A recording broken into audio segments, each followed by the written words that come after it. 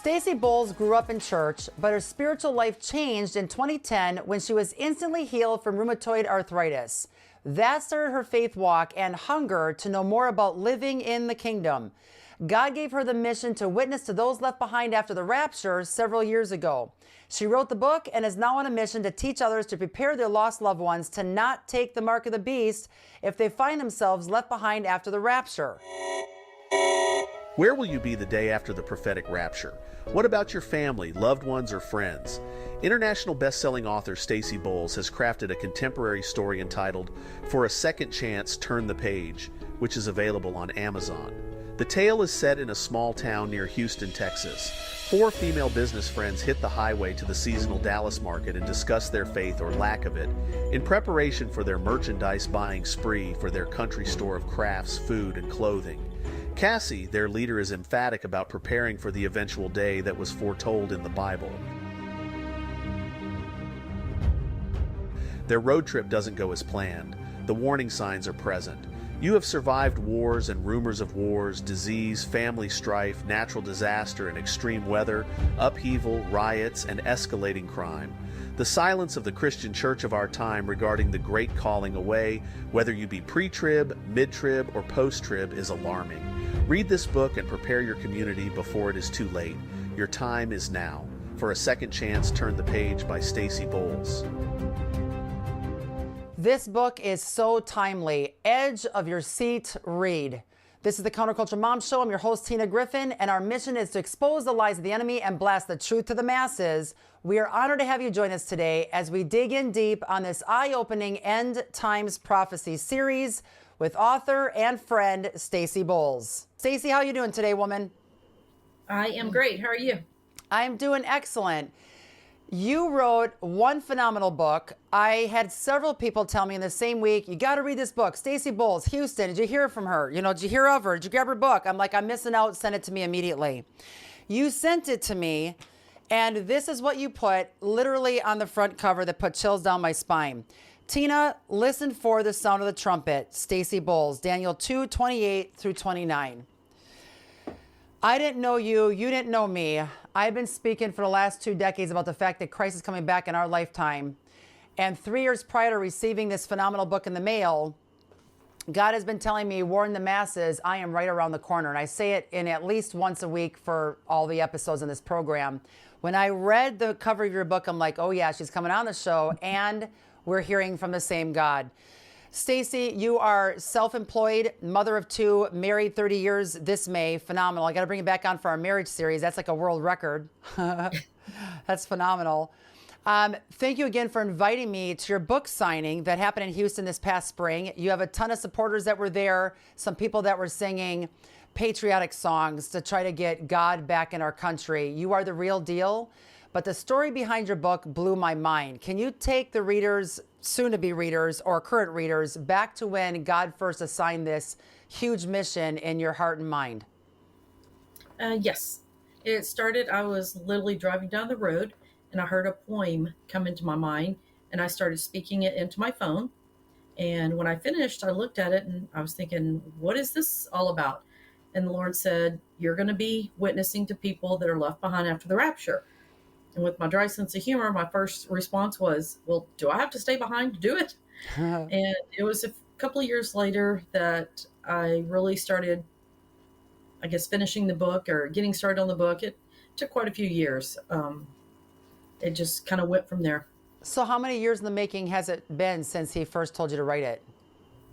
I would say from the time I got the poem until I finished the book and it got published, probably 4 years. If hindsight, I didn't have to study the end times as much as I did. I thought I really needed to know what was going to occur and just really understand it. I wasn't called to be a teacher. I was just called to get this message out. And did you know when you were writing it, did you have a sense in your gut and spirit that the rapture was literally right around the corner? Not to the extent that I feel now. I didn't even understand the importance of the book. I think it would have been a little intimidating if I had have realized then what I realize now. So you're writing it just to be obedient, and then after it comes out and it's in print and you're reading it and you're seeing headline news stories and other pastors and teachers and preachers and people talking about the end times and seeing the fact that the possible red heifers are there, and the temple currently under construction 3D. Levitical priests, 500 Levitical priests are now ready for animal sacrifice. You're probably thinking, oh my word. I don't know of any other book written on this topic the way you do it, because you're living through the characters of this story, and yet it's written before the rapture happens, so it can be used twofold to help people read and realize, oh my gosh, I got to place my faith in the Lord, and compare it with scripture to see he is coming soon. Look at the sign of the times, which watch all 4 episodes this week, and you'll see the fact that I really believe we're right there on the cusp of seeing the Lord face to face and meeting him in the air. And you didn't know the assignment God put on your life, but you're going to get the people right now that are excited for his return and already know him, people that place their faith in the Lord as a result of reading your book, which is phenomenal. And this book will be left behind on bookshelves, kitchen counters, on beds, with sheets unraveled, the person gone because they've been raptured, and people that were left behind finding your book, reading it, and realizing what actually took place. I have chills all over my body right now just thinking about that. This will be left behind for someone else to read, one of my neighbors on my street. Do you realize the calling God placed in your life, Stacie? Like I said, when I started writing the book, I didn't. It was really when I started hearing my pastor and my friend Wally Wood and even Andy and all of these people telling me that, to their knowledge, no one has ever written a book and pastors are not talking about what I put in this book. That's when it started hitting me, and it was pretty heavy. I had to call my pastor's wife one day and just talk to her. I said, this that he has given me, that God has given me, is heavy. Yes. And then just recent, I was standing in church, I was in worship, and I can't say I had an open vision, but the thought entered my mind of all the people that will be standing in heaven saying, I got the letters that were left behind. I got the book. I saw the poem. Imagine just millions of people. And this is not, I say this all the time, this is not about selling this book. This is about people using the book to understand the process. I mean, if nobody ever read the book and we could get the word out and have millions and millions of Christians leaving the letters behind on their wall, leaving something on the wall for their lost loved ones, the day the rapture happens, to walk in the house, get that letter off the wall, and have the instructions somewhere in the house, to have letters, to have Bibles, to have just information for these people. That's what it's about. Because the biggest tip in this book is not just leaving the letters, it's letting people know they're going to have to take the mark of the beast, and that mark will send them straight to hell. There's no forgiveness. I've not been able to find anything in the Bible that says if you take the mark of the beast, you can ask for forgiveness and still be saved. It's game over. Yes, it's game over. It's game over. And you said just a couple seconds ago that they will be forced to take the mark of the beast, but your urgency is when they try to force you to take it, you absolutely run from it. And It's worthy of losing your life over it. In fact, in Revelation, which, oh my gosh, chills again, waves of chills. The number of times I've read the book of Revelation where it said in the end times, those that place their faith in the Lord during the tribulation period will be beheaded for the cause of Christ. It's not going to be fun, entertaining, easy. It's going to be horrific, and but worthy, because you do not want to take the mark of the beast. You're spot on. That's why I think this book is a must read, because I think you're going to reach millions of people, Stacie, before the rapture happens, in this short window of time that we have left, and it's short, that they will see you in heaven saying, praise God, you were obedient and said yes, and started literally writing this book and finishing it. Many people start the race and they don't finish it. You finished the race and you finished it well. When we come back, we're going to talk to Stacie about exactly what she's talking about when she is mentioning the poem and these letters left behind right after this. Have you ever wanted to start a charity or ministry? Launching a nonprofit can be time-consuming, expensive, and overwhelming. If you have a vision and mission, but don't know where to start or how to raise donations, Capstone Legacy Foundation is your solution. Their ministry charity project allows you to receive tax-free donations without the expense and hassle of forming your own 501c3 and in less than 48 hours. This ministry partnership fund is exactly how Counterculture Ministries got its start, and we grew quickly. Capstone Legacy Foundation handles all your legal and accounting paperwork, allowing you time to develop the ministry and message God gave you. Call Capstone today at 610-688-8890 or check out capstonelegacy.org for more information. And tell them Tina sent you. Partner with Capstone Legacy Foundation to transform our culture for Christ and get your nonprofit started today. Here are 7 signs you may have a parasite. My biggest issue, because I did have parasites, was teeth grinding, skin irritation, and unexplained digestive issues. The other indication that you could have a parasite is eating after 7 p.m. and craving sugar. My name is Kim. I'm the worm queen and the inventor of the Parafy Kit. Let's go over it. Parafy, it's your parasite cleanse. Sustain, it's your candida and your bad bacteria cleanse. Metal Flush, it's your heavy metal detox. Cinnabon, it's your binder. You take Parafy and Metal Flush 3 times a day and Sustain 2 times a day. You can take them all together. The kit comes with instructions. Cinnabon is your binder and you take that at night. We have a nut-free option. We ship worldwide. The Parafy Kit is for ages 3 and up. Use Tina as your 10% discount code. Find it on rogersfood.com.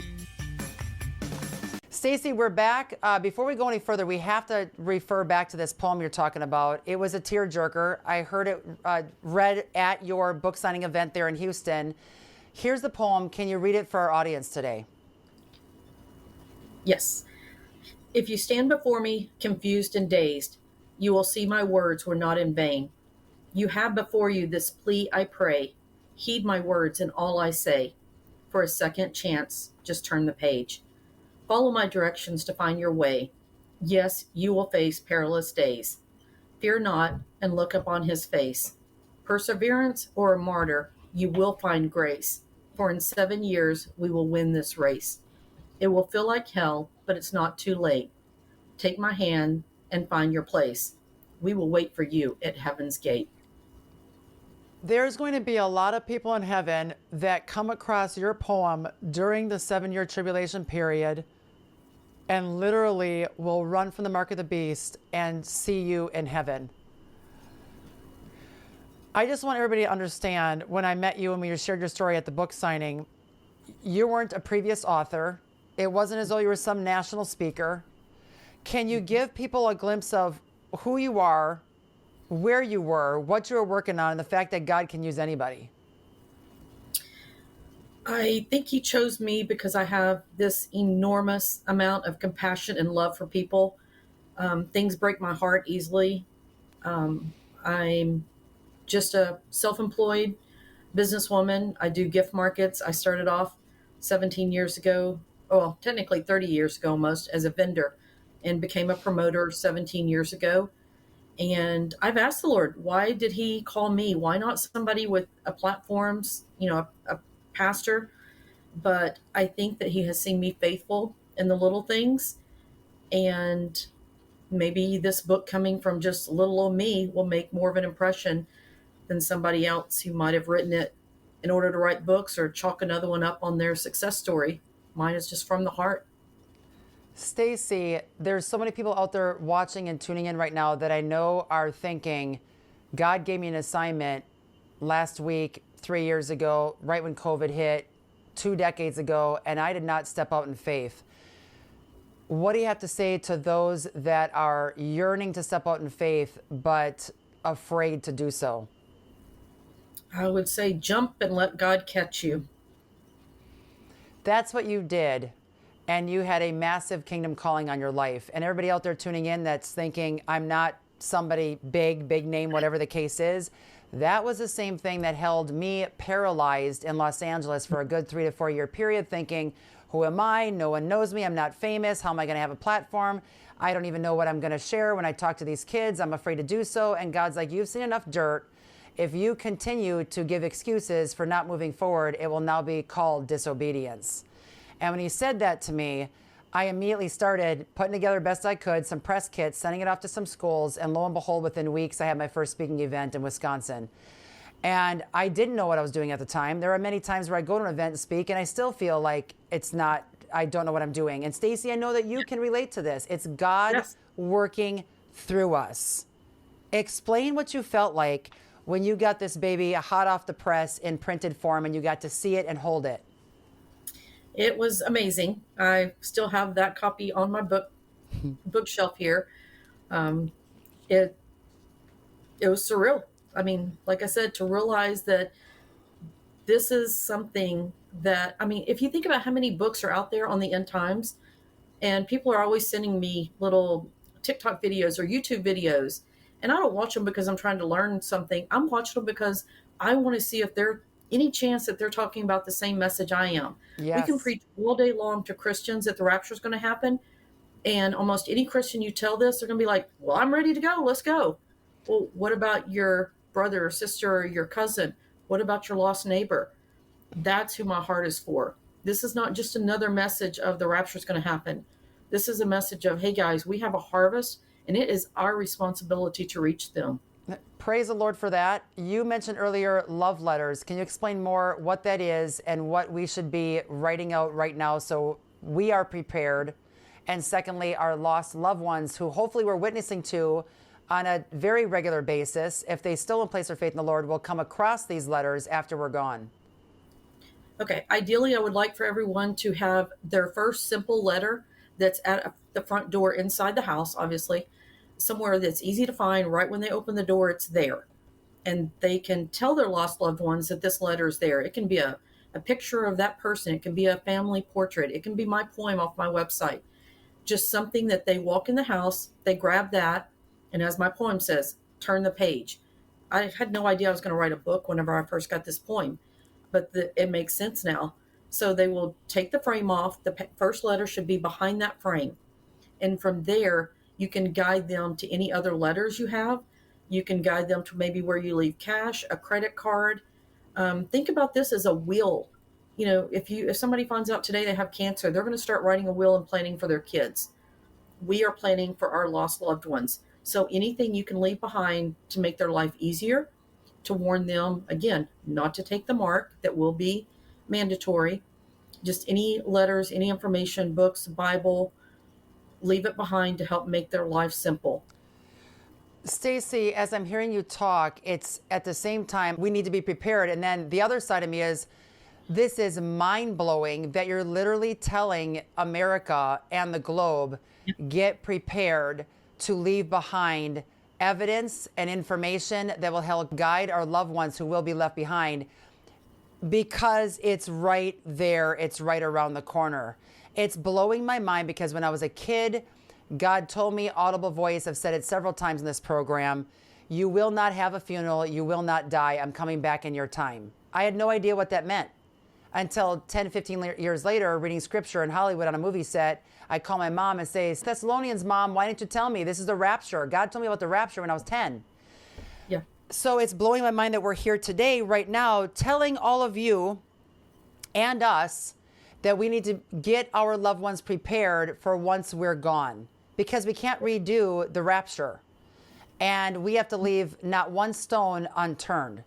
Mind-blowing what you're sharing, and we are living in those times. We're going to be back to talk more with you, woman, on where to get our hands on this phenomenal 5-star book right after this. I don't know if you've noticed or not, but us dogs are naked all the time, and no one cares. I mean, get a load of this animal. But my humans hate when they see nudity on TV. So they got VidAngel.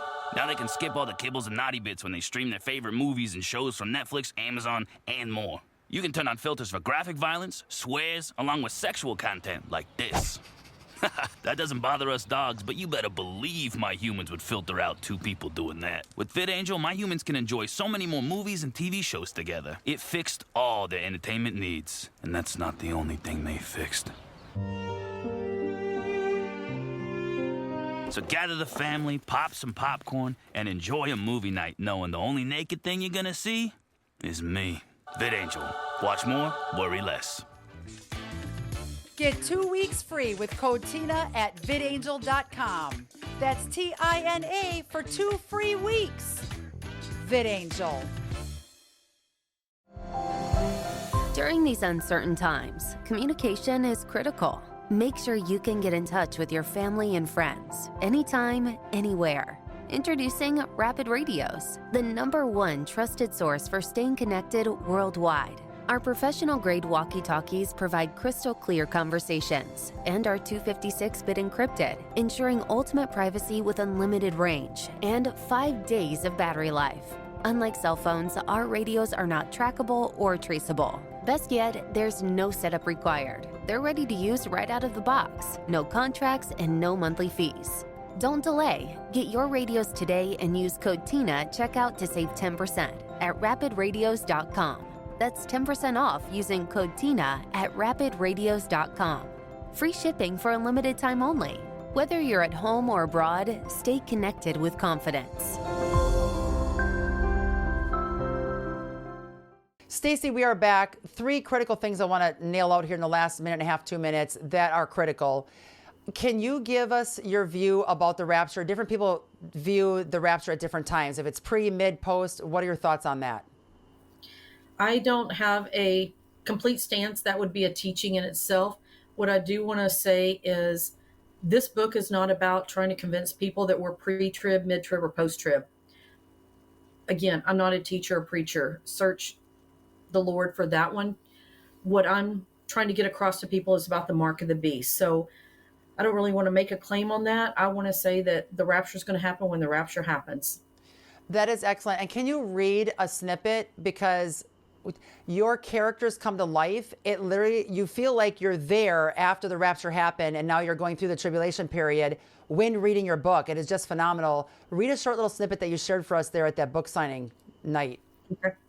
This is midway through the book. I'll tell you real quick. So it's 4 girls, it's 4 friends. One's a Christian. One has just never really heard about the Lord. One's an atheist completely. And the other one grew up in church and turned her back. So the book is about the questions that come up in the conversation on a 4-hour drive. We make it to Dallas Market. We've been shopping. We go down to eat lunch and we bow our head to pray. Casey says, "Can we bless our food before eating?" She bowed her head in prayer. Around then, her eyes closed. Maddie heard a pause in the prayer. She waited for a second. Perhaps Casey was just mentally preparing for a long prayer of thanks for the trip, their food, and their business. Several long moments went by. Nothing. Maddie slowly opened one eye and then immediately opened the other. Jules and Casey were missing. A minute ago, Casey had begun murmuring her prayer, and the next, she and Jules vanished. Bodiless clothing draped the floors and tables across the restaurant. Silence devoured the building. Maddie could hear her erratic pace of her terrified heartbeat. Then the building erupted in screams. Anguished sobs surrounded the girls. Only 2 now. Others fossilized in confusion and fear. She turned towards Angie, her own heartbeat now pounding in her ears. Maddie knew what had just happened. In that single moment, she experienced every physical and emotional sensation that one can experience. Then she gasped as if a lightning bolt hit her chest. She could only utter a single sound. Angie. After that one word left her speechless, she began hyperventilating. They had been left behind. They were left behind. Once again, chills from head to toe. It's going to be one major horrific moment for the people that were left behind. Stacie's book, For a Second Chance, Turn the Page, a story of faith, prophecy, and revelation.